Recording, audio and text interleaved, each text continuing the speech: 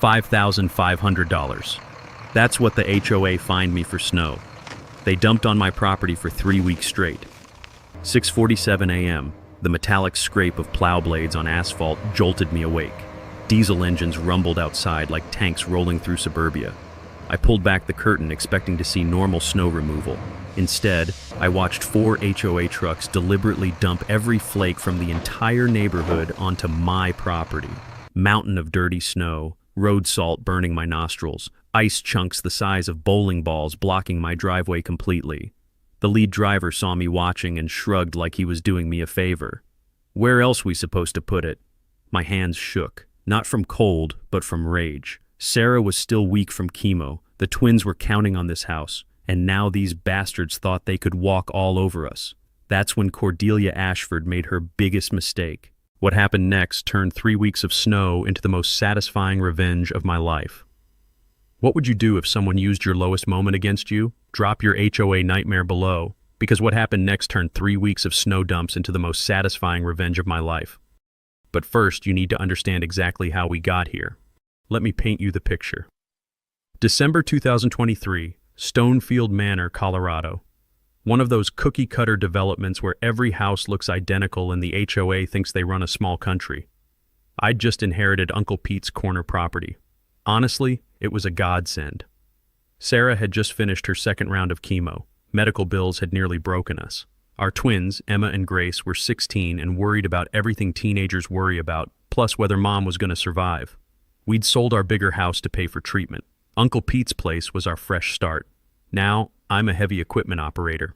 25 years of moving dirt teaches you things about leverage and pressure points. I name all my equipment after World War II generals. My main bulldozer is General Patton. That machine's moved more earth than Sherman's army, and it was about to move some hearts and minds too. Uncle Pete's property sits where the main road meets Stonefield Manor's private street. Here's the kicker. That private street runs 40 feet across my land to connect to the public road. Uncle Pete was nice, always let neighbors use it without fuss. No legal easement, just a handshake deal from 1987. Every morning at 6 a.m., diesel engines fired up like reveille. The metallic scrape of plow blades echoed through the valley, followed by that chemical bite of road salt mixed with exhaust. Then came the crunch of my boots on packed snow as I walked out to see what fresh hell awaited. Enter Cordelia Ashford, 62, inherited wealth, drives a white Mercedes with license plate Queen Bee. Yes, she actually wore pearls to take out garbage. Some people are parodies of themselves. December 15th, I'm drinking coffee when I hear snowplows rumbling. We'd gotten 6 inches overnight, but instead of normal removal, I watched 4 HOA trucks dump every flake from the entire neighborhood onto my property, right where their street meets mine. A mountain of snow, road salt, sand, and whatever else they'd scraped up, blocking my driveway, killing my grass, creating a hazardous mess that would freeze concrete hard within hours. I stepped outside. Cold air hit sharp and clean. Diesel exhaust hung thick, and I could taste metallic road salt on my lips. The lead plow driver looked at me like he was doing me a favor. Where else we supposed to put it? He shrugged. That's when I knew this was an accident. This was policy. See, legitimate snow removal costs money. The HOA saved $15,000 annually using my property as their dump instead of paying for proper removal. They figured Uncle Pete never complained, so why would I? But Uncle Pete didn't have a wife fighting cancer and twins watching every penny. Uncle Pete didn't know what it felt like choosing between groceries and medical copays. And Uncle Pete definitely wasn't a combat engineer who'd spent 3 tours watching powerful people sacrifice little guys for convenience. I stood in that freezing air, watching my breath steam, while 4 trucks finished dumping half the neighborhood's problems on my land. Hydraulic lifts groaned as they raised beds one final time, and I realized something important. These people had no idea who they were messing with. The war was about to begin, and I had all the heavy equipment. But Cordelia's biggest mistake was still coming, and it would happen in front of 60 witnesses. 3 days later, the notice appeared under my windshield wiper like a parking ticket. Official HOA letterhead, fancy logo, the works.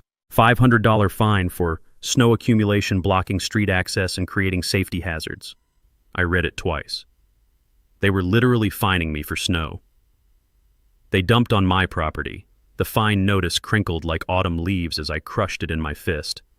"What's wrong?" Sarah asked, looking up from breakfast. She was regaining strength, but stress still hit hard. These people just fined us $500 for their snow. The audacity was breathtaking. They'd used my land as their dump, now wanted me to pay for the privilege. The notice included a diagram showing proper snow management techniques and reminded me fines doubled if unpaid within 10 days. I drove straight to Cordelia's oversized colonial. Her Mercedes sat in the circular driveway like a chrome monument to entitlement. When she opened the door, she looked at me like I was selling something unwanted. "Can I help you?" Not stepping aside or inviting me in. "Yeah, explain this $500 fine for snow you dumped on my property."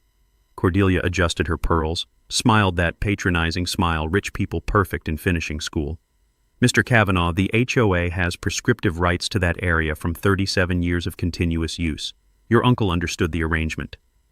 Prescriptive rights.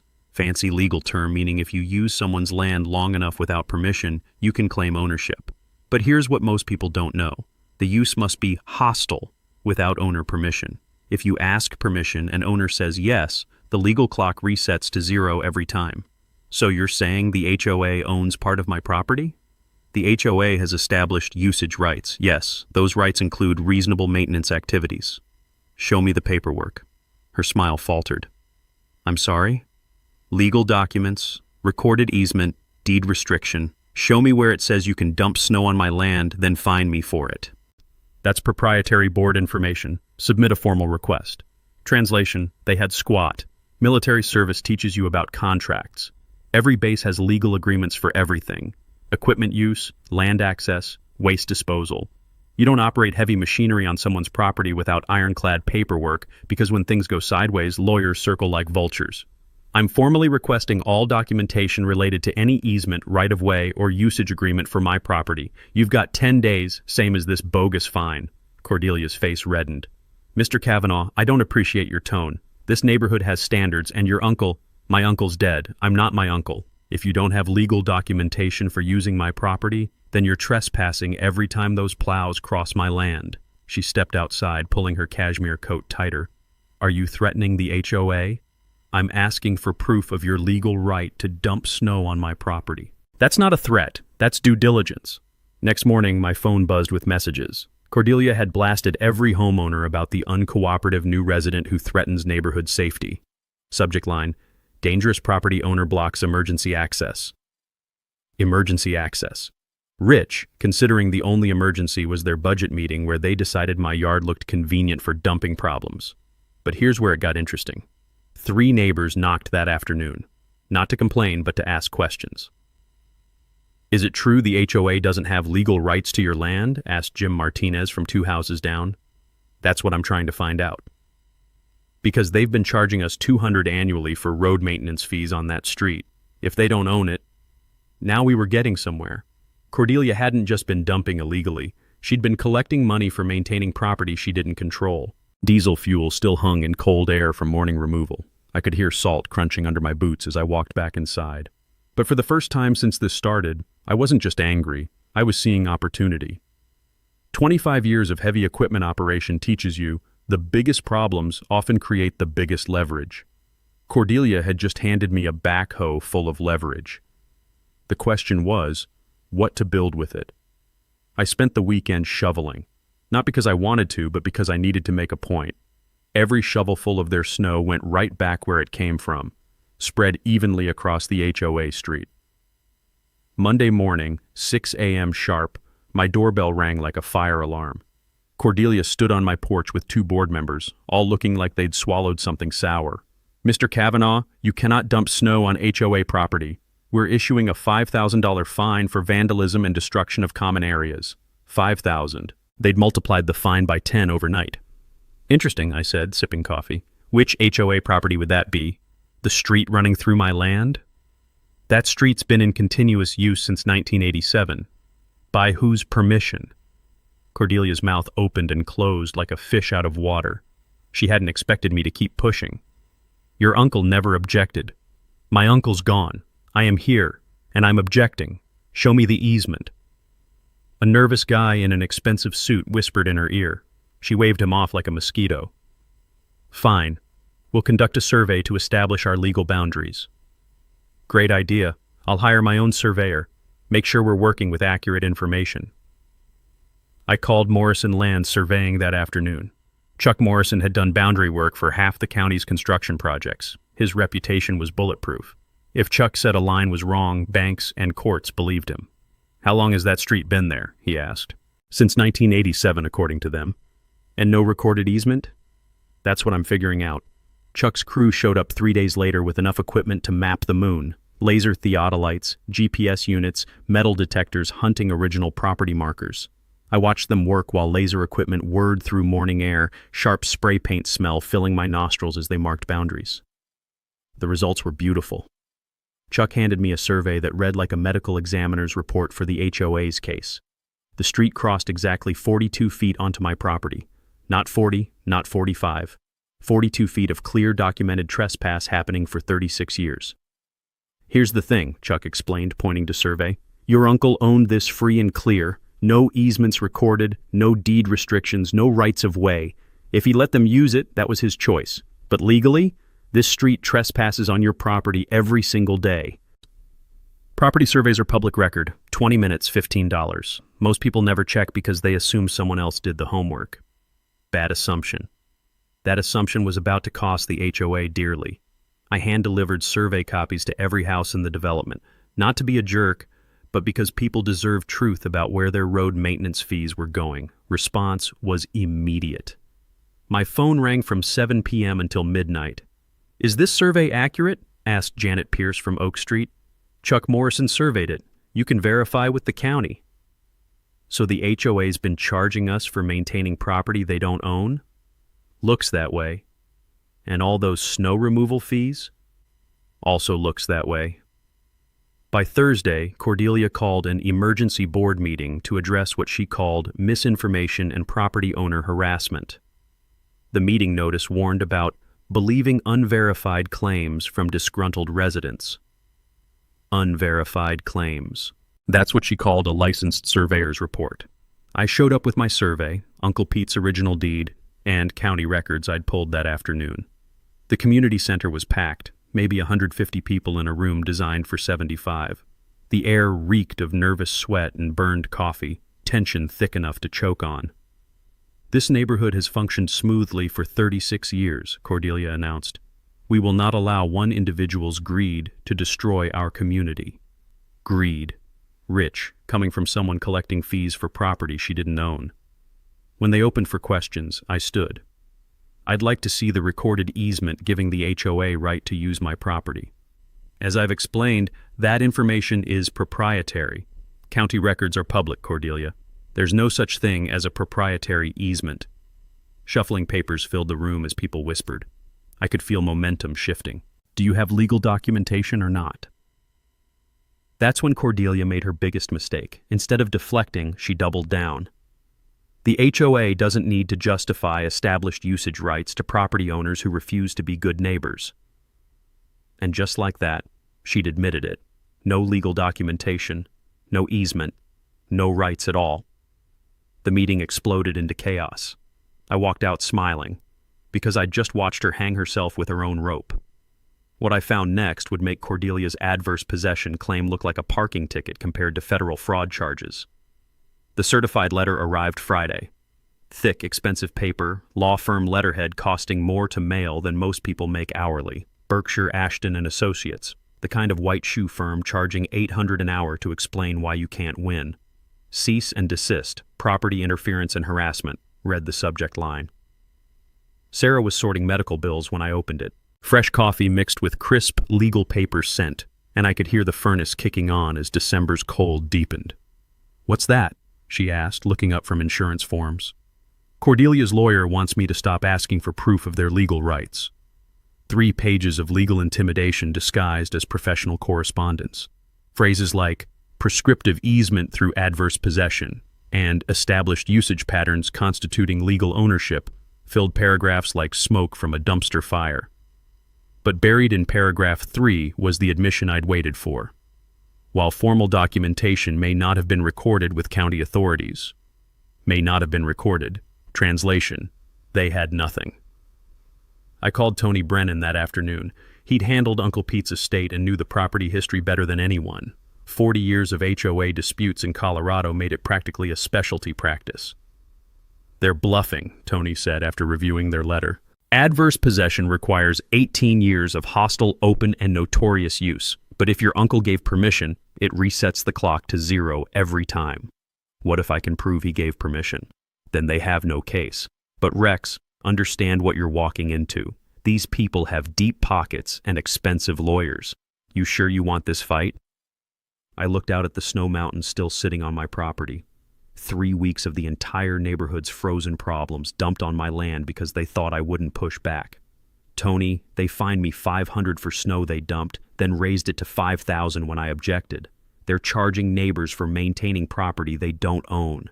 This isn't about money anymore." What's it about? Respect. Making sure my daughters understand bullies only win when good people stay quiet. The next board meeting was December 20th. I submitted a formal request to speak, following parliamentary procedure to the letter. Robert's Rules of Order, agenda submissions, the whole bureaucratic dance they hid behind. Cordelia tried burying my request in new business, meaning I'd speak last after everyone left. But I'd read their bylaws cover to cover. Any property owner could address agenda items during relevant discussion. The meeting was standing room only. Word had spread faster than wildfire. Jim Martinez was there, along with Janet Pierce and 40 other homeowners asking questions about road maintenance fees. Cordelia called the meeting to order with theatrical authority, banging the gavel like announcing the Queen's arrival.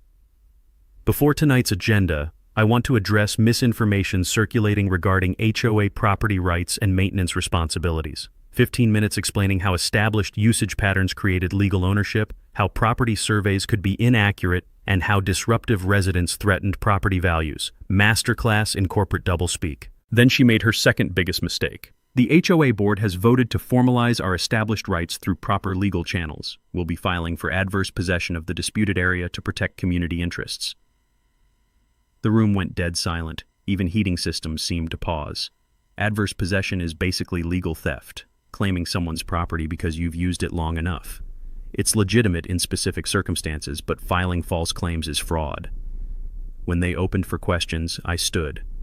"Cordelia, you just announced your intention to steal 42 feet of my property through adverse possession. Are you aware filing fraudulent claims is a felony?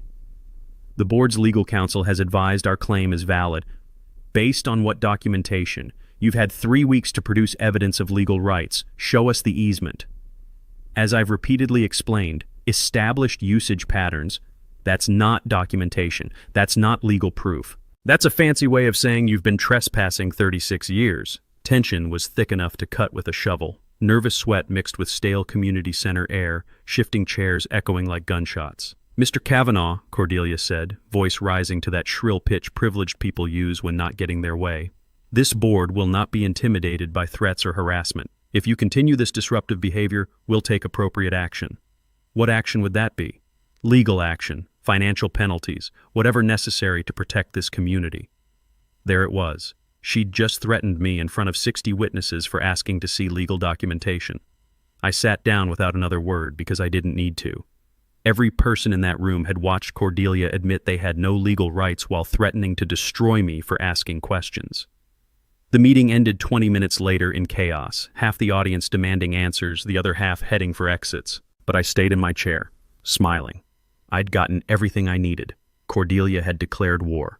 Now it was time to show her what happened when you picked a fight with someone who owned heavy equipment. In 12 hours, Cordelia would be in handcuffs. But first, she had to give me one final gift. Christmas morning, while my family opened presents, I was at the county recorder's office. Yeah, they're closed Christmas, but I'd befriended Deputy Recorder Maria Santos during weeks of research. She'd agreed to meet for an hour to help search historical records. "What exactly are you looking for?" she asked, pulling document boxes from 1987. "Proof my uncle gave the HOA permission to use his property." Maria pulled files like a detective working a cold case. 36 years of paperwork spread across the table, and somewhere in that mountain was Cordelia's death warrant. We went through every deed, every easement filing, every correspondence related to Stonefield Manor's development. The records told a clear story, but not what I'd expected. The original developer, Stonefield Construction, had planned dedicating the street section as public right-of-way. Standard practice, build the street, transfer ownership to county for maintenance, but something went wrong during permitting. Environmental studies, wetland restrictions, cost overruns, usual development nightmares. By late 1987, Stonefield Construction was bankrupt. The county refused accepting incomplete street dedication. The HOA formed to manage the mess, but they never acquired legal rights to Uncle Pete's land. "Here's the smoking gun," Maria said, pulling a handwritten letter dated January 15, 1988. Uncle Pete's letter to the original HOA board, written in his careful carpenter's handwriting. "Gentlemen, I understand your need to use my property for street access until the county situation gets resolved. You have my permission to cross my land for now, but I expect this to be temporary. Please keep me informed about your progress with the county. Sincerely, Peter Kavanaugh." Permission. Temporary permission. Legal kryptonite for adverse possession claims. But Maria wasn't done. She'd found something else in 1995 tax records. "Your uncle wrote the county assessor that year," she said, showing me a photocopy. "He claimed tax reduction because part of his property was being used for neighborhood access at owner's discretion." Owner's discretion. Every year from 1995 to 2019, Uncle Pete documented he was allowing access as a favor, not legal obligation. 24 years of written evidence their use wasn't hostile. The adverse possession clock had never started ticking. But the real revelation came when Maria pulled recent property tax records. "Look at this," she said, pointing to line items I'd never noticed. The HOA's been claiming tax exemptions for road maintenance expenses on property they don't own. They've deducted $47,000 over 5 years. Tax fraud. They'd been writing off maintenance costs for property they had no legal right to maintain. Tax fraud investigators are like bloodhounds. Show them one irregular deduction, and they'll audit back to the Paleozoic era. "Maria, this is beautiful. But why didn't anyone catch this before?" Nobody looks unless there's a dispute. The county assumes people are honest about tax claims. Bad assumption when dealing with Cordelia Ashford. I drove home with copies of everything, mind racing through implications. The HOA built their entire snow removal strategy on property they didn't own. They'd collected road maintenance fees for unauthorized services. They'd claimed tax exemptions for fraudulent expenses. And they'd just announced intention to steal my property through adverse possession, despite documented evidence their use was permissive, not hostile. Sarah was making coffee when I walked into the kitchen, still buzzing from morning discoveries. "Good news?" she asked, seeing my expression.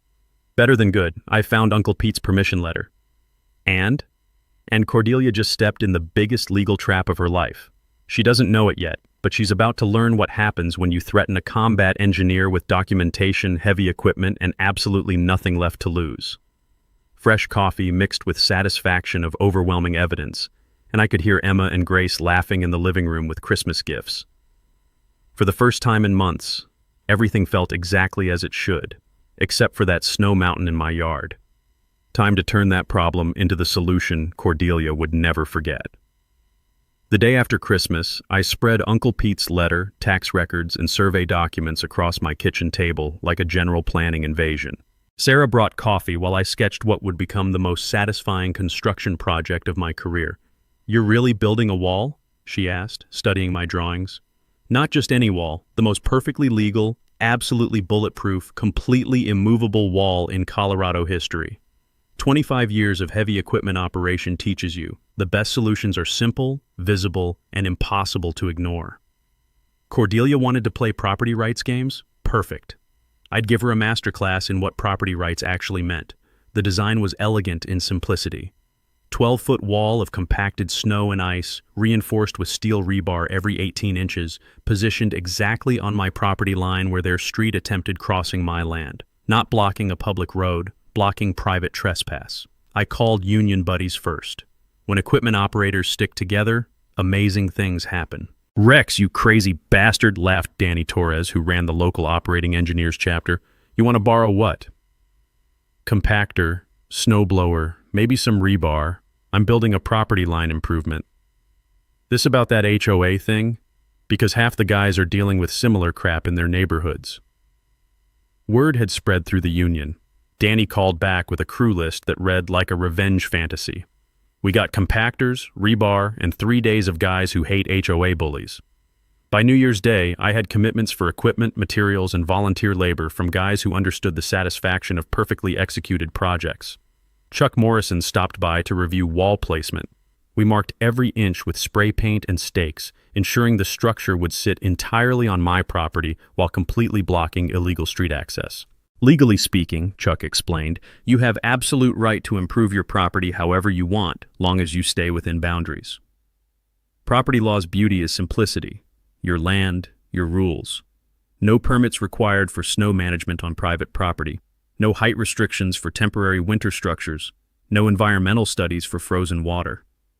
Tony Brennan reviewed the entire plan with bomb squad technician thoroughness. Rex, this is either brilliant or insane, possibly both. Which side of the law am I on? Completely legal. Cordelia's Street has no more right crossing your property than I do. You could build a house on that spot if you wanted. I don't want a house. I want justice. We calculated the financial pressure this would create.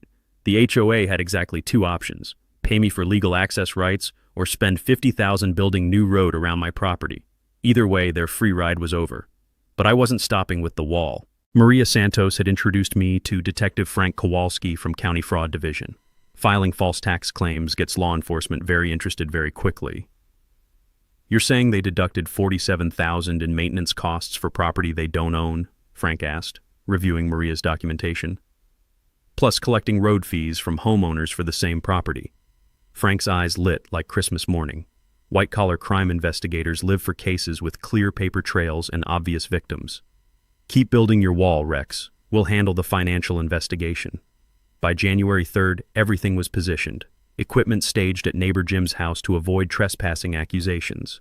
Rebar delivered and sorted by length. Security cameras installed to document every construction moment and trespassing attempt. Emma and Grace helped prepare final details. They'd inherited their mother's attention to detail and father's love of well-executed plans. Dad, what if they try tearing it down? Grace asked, watching me test camera angles. Then they'll be destroying private property on video. That's called vandalism. And if they call police?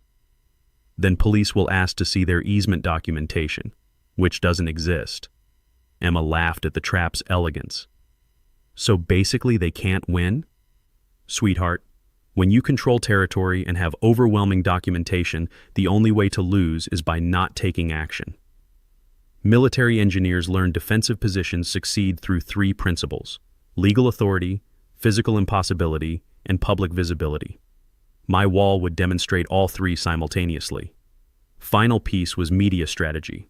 Local news stations love David versus Goliath stories, especially involving dramatic visuals and clear villains. I'd contacted Channel 7's investigative team about HOA financial irregularities. We're interested, said reporter Jessica Chang during our call. Can you guarantee visual impact? 12 feet high, 30 feet wide, blocking access to 200 homes, plus arrests. Arrests?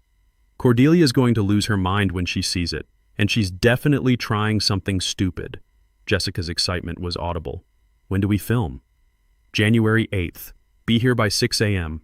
Bring good cameras. Motor oil and hydraulic fluid filled my garage as I performed final maintenance on General Patton. 25 years of moving earth taught me to respect equipment preparation. Tomorrow's mission required perfect execution. Sarah found me at midnight, making final blade angle adjustments. You ready for this? She asked. I looked at wall plans, legal documentation, and communication strategy spread across my workbench. Honey, I've been ready since December 15th. Tomorrow, Cordelia Ashford learns what happens when you mistake kindness for weakness. January 4th brought the most expensive legal letter I'd ever seen. Hand-delivered by a courier costing more per hour than most people make daily, the envelope was thick enough to stop bullets and carried Morrison, Sterling, and Associates letterhead, the kind defending Fortune 500 companies against federal investigations. Mr. Kavanaugh, the cover letter began, our client, Stonefield Manor HOA, has retained our services to pursue adverse possession claims and criminal trespassing charges related to your interference with established property rights.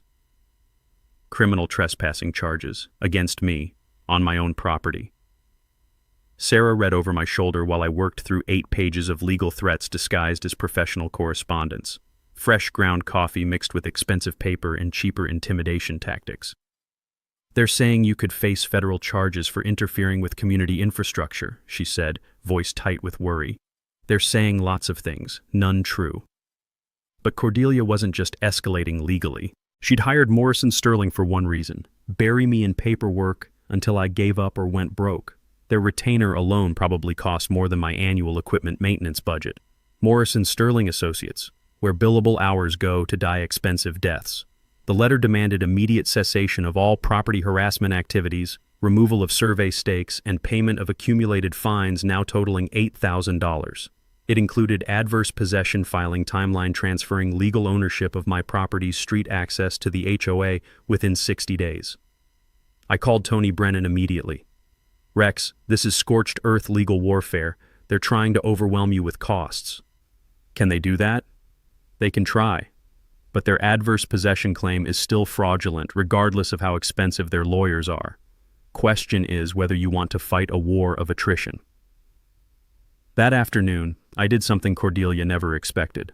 Instead of responding through lawyers, I started documenting everything with military precision. Every HOA truck crossing my property got photographed with timestamps. Every board member driving down their street got documented as trespassing. Every snowplow load dumped on my land got measured and recorded. I'd learned this technique in Afghanistan. When facing superior firepower, gather intelligence until you find their weakness. Cordelia's weakness revealed itself. January 5th. Jim Martinez knocked around dinner time, holding a manila folder and looking nervous. Rex, I think you need to see this. Jim's folder landed on my table with the weight of evidence and the sweet sound of justice knocking. Inside were photocopied HOA financial statements going back 3 years. Jim served on Architectural Review Committee, giving him access to budget documents most homeowners never saw. Look at the road maintenance line items, he said, pointing to highlighted entries. The numbers were staggering. Cordelia's management company, Ashford Property Services, had billed the HOA $47,000 for street maintenance and snow removal in 2023 alone. But according to Jim's records, actual snow removal costs were less than $12,000. Where'd the other $35,000 go? I asked. Ashford Property Services. Cordelia owns the management company billing the HOA. She's been paying herself. Self-dealing. In nonprofit law, that's embezzlement. But Jim wasn't finished. He'd found something better in 2022 records. She's been billing residents $200 each for road maintenance, then billing the management company $300 per household for same services. She's double charging for work costing half what she claims. The mathematics were beautiful in their criminality. Cordelia collected $400 per household annually for road maintenance costing $100 to perform, then paid herself the difference through her management company. Multiply that by 200 households over 3 years, and you're looking at serious federal fraud. Jim, why are you showing me this? Because she just assessed everyone an additional $500 special fee for legal defense costs related to your frivolous property claims. People are pissed. The special assessment was Cordelia's biggest mistake yet. Instead of absorbing legal costs through normal HOA reserves, she'd decided taxing every homeowner to fund her personal war against me. Nothing turns neighbors against HOA boards faster than surprise special assessments, especially funding obviously frivolous lawsuits. By January 6th, my phone rang constantly with calls from homeowners suddenly interested in HOA financial transparency. Rex, is it true Cordelia's been stealing road money? Asked Janet Pierce. That's what the documents suggest. And now she wants us paying for lawyers to help her steal more? Looks that way. Momentum was shifting. Cordelia's legal intimidation had backfired by triggering scrutiny of her financial management. Her special assessment had united previously neutral homeowners against board leadership. But she wasn't done escalating. January 7th brought Deputy Williams knocking, looking about as enthusiastic as a man attending his own funeral. Mr. Kavanaugh, I've got a complaint about criminal trespassing and property destruction. Filed by who? Cordelia Ashford. She says you've been placing unauthorized markers on HOA property. I handed him survey documents and property deed. Deputy, those markers are on my property. Ms. Ashford's welcome to prove otherwise. He spent 20 minutes reviewing Chuck Morrison's survey, Uncle Pete's deed, and county records Maria provided. Papers rustled, mixed with distant highway hum and metallic winter air taste. Mr. Kavanaugh, these documents appear in order. Ms. Ashford may be mistaken about property boundaries. Deputy Williams, Ms. Ashford's been collecting money for maintaining property she doesn't own while threatening legal action against the actual owner. You might want looking into that. He left with copies of everything, and I went back to final preparations for tomorrow's construction project.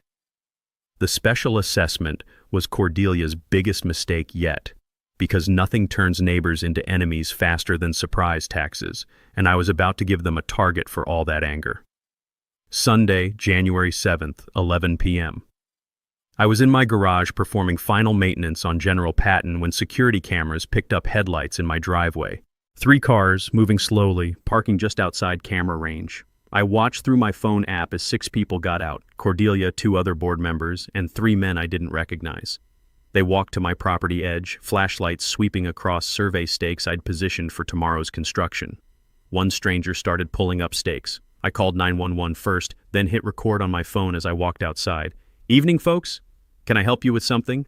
The group froze like deer in headlights. Cordelia recovered first, stepping forward with her usual imperious attitude. "Mr. Kavanaugh, these unauthorized markers are creating confusion about property boundaries. We're removing them to prevent accidents.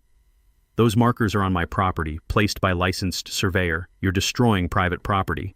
The HOA has established rights. Show me the documentation." One stranger, a heavy-set guy in expensive clothes, stepped between us. "Sir, I'm Vincent Morrison from Morrison Sterling. My client has legal authority to maintain community infrastructure." "Your client doesn't own this property, and you're all trespassing." Morrison smiled the way lawyers do when thinking they're smarter than everyone else. "Mr. Kavanaugh, continued interference with HOA operations could result in significant legal consequences." "Are you threatening me?" "I'm informing you of potential outcomes." That's when Deputy Williams arrived, responding to my 911 call with speed of someone who'd already dealt with the situation once today. "What's the problem here?" he asked, shining flashlight across the group. "These people are on my property without permission, destroying survey markers," I said, handing him my phone with video evidence. Williams reviewed footage, then looked at Morrison. "Sir, you're an attorney?" "Vincent Morrison, Morrison Sterling Associates, representing the HOA. Are you aware interfering with licensed survey markers is a misdemeanor?" Morrison's confidence evaporated. "Officer, my client has established usage rights. Based on what documentation?"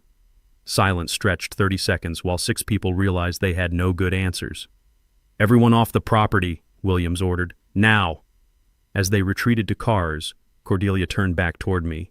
Even in dim light, her fury was visible. "This isn't over, Mr. Kavanaugh. You have no idea what you're dealing with." "Actually, Cordelia, I know exactly what I'm dealing with. A fraud investigation starts tomorrow morning." Her face went white. "What fraud investigation?" "Ask Detective Kowalski. He's very interested in your management company's billing practices." Cars left my driveway faster than they'd arrived, and Williams finished his report with thoroughness of a man documenting evidence for future court proceedings. "Rex, be careful," he said before leaving. "People like this don't give up easy." He was right. Monday morning brought Cordelia's final desperate move. At 5:30 a.m., my security cameras detected movement. Not at my property this time, at Jim Martinez's house, where my equipment was staged. 2 men with crowbars were attempting to disable General Patton's hydraulic systems. I called Sheriff's Department while grabbing my shotgun and sprinting across the street in pajamas. The saboteurs heard me coming and ran, but not before damaging hydraulic lines on my compactor. The hydraulic fluid pooled black and viscous on frozen asphalt, evidence of Cordelia's desperation written in industrial blood. 20 minutes later, Detective Kowalski arrived to process the scene. He found hydraulic fluid, tool marks, and footprints leading back toward Ashford Property Services Company truck parked 3 blocks away. "Rex, this escalated to property destruction. We can arrest whoever ordered this." "Can you prove Cordelia ordered it?" "Working on it, but your wall construction might want to wait until—" "Detective, my wall construction happens today, as scheduled. She just proved how desperate she is." Danny Torres and crew arrived at 6 a.m. with replacement hydraulic lines and enough righteous anger to power a small city. Equipment operators take sabotage personally, especially when targeting one of their own. Nobody messes with union equipment, Danny announced while installing new hydraulic fittings. This job just became a matter of professional pride. By 7 a.m., Jessica Chang from Channel 7 was setting up cameras while my crew tested equipment one final time. Diesel fuel mixed with hydraulic fluid and winter air, creating unmistakable scent of serious construction about to happen. "Rex, any final words before we start filming?" Jessica asked. I looked at the snow mountain Cordelia's crew had dumped on my property over 3 weeks. Hundreds of tons of frozen evidence of their illegal dumping, financial fraud, and absolute contempt for property rights. Yeah. Sometimes the best solution to a problem is to turn it into something bigger, more visible, and completely impossible to ignore. Danny fired up General Patton's engine, sound echoing across Stonefield Manor like a declaration of war. In the distance, I could see curtains moving as neighbors realized something significant was about to happen. Cordelia had spent 3 weeks underestimating a combat engineer with heavy equipment and legitimate grievances. She was about to discover the difference between threatening someone and actually fighting them.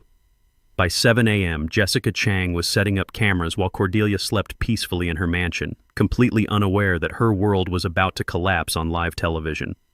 At 8 a.m. sharp, General Patton's blade bit into the first pile of snow with the satisfying crunch of justice being served.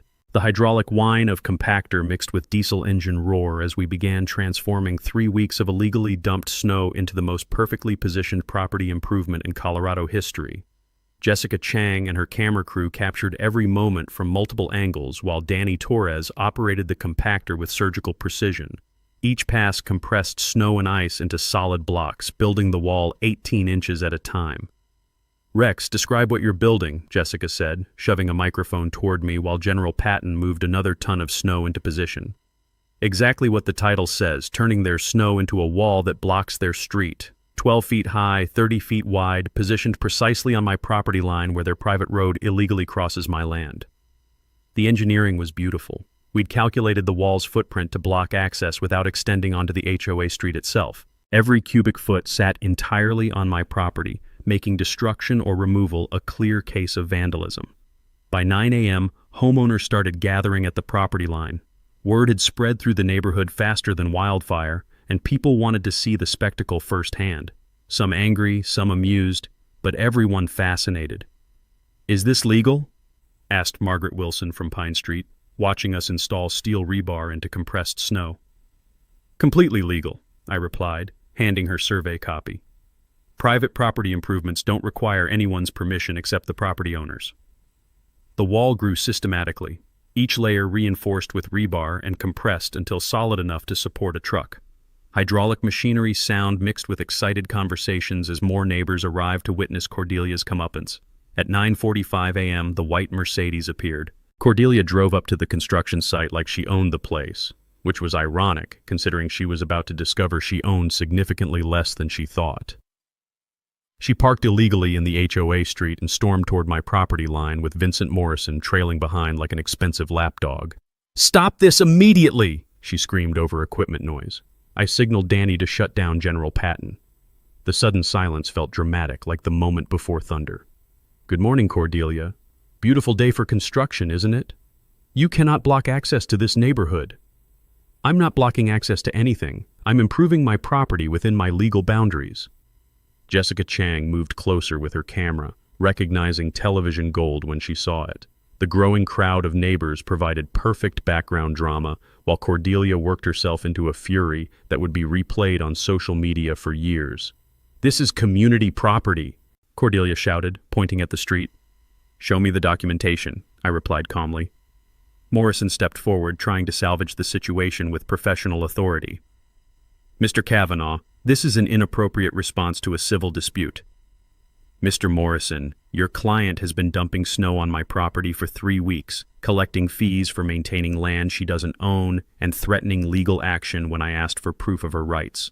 What would be an appropriate response?"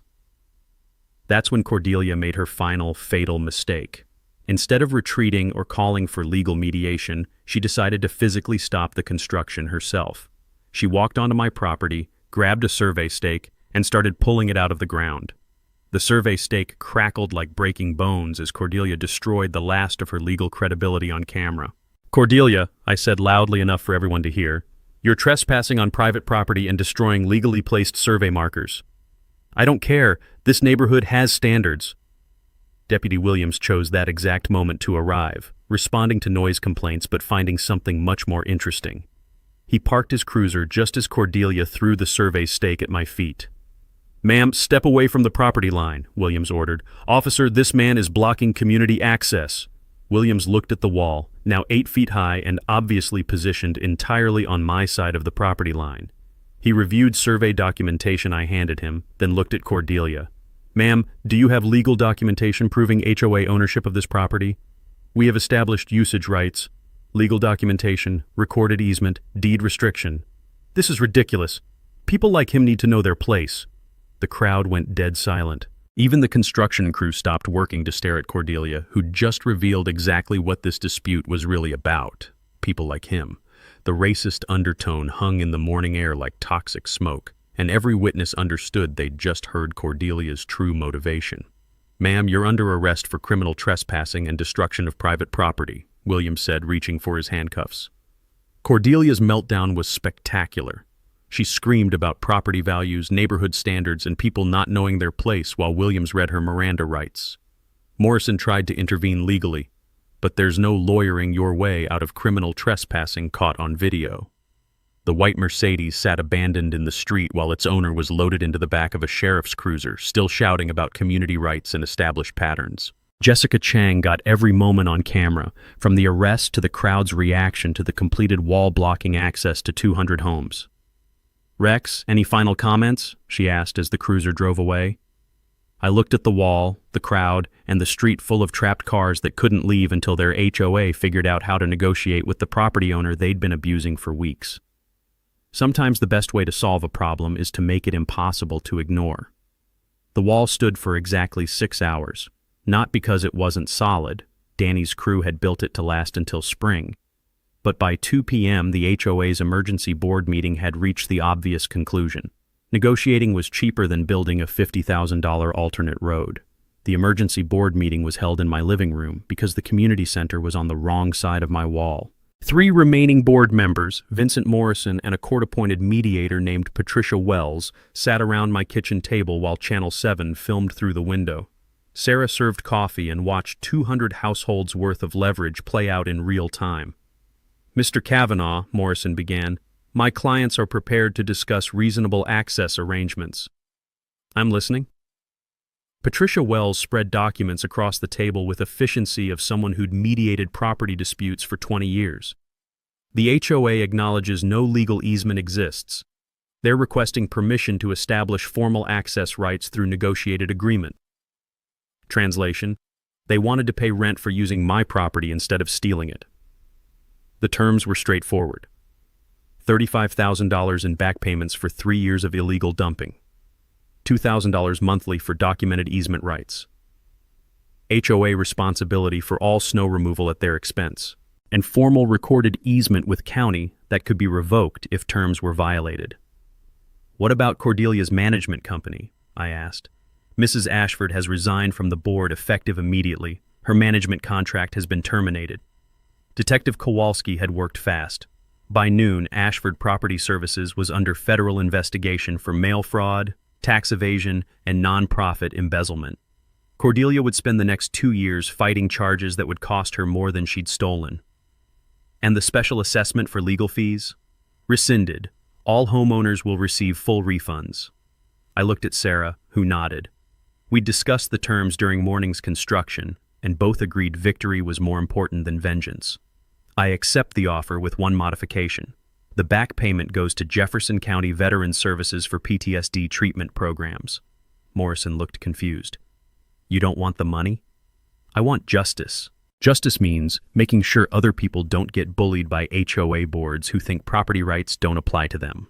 The papers were signed by 4 p.m. By 5 p.m., General Patton had carved a careful gap in the wall wide enough for emergency vehicle access.